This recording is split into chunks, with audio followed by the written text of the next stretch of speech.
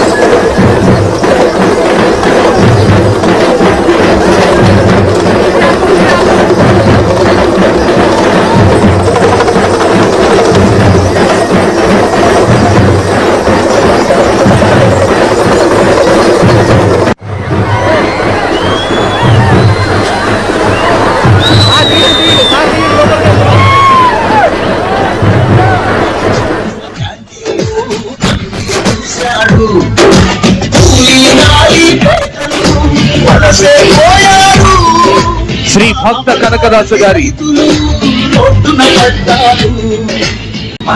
Andhra Pradesh IT పరిశ్రమల శాఖ అమాత్యవర్యులు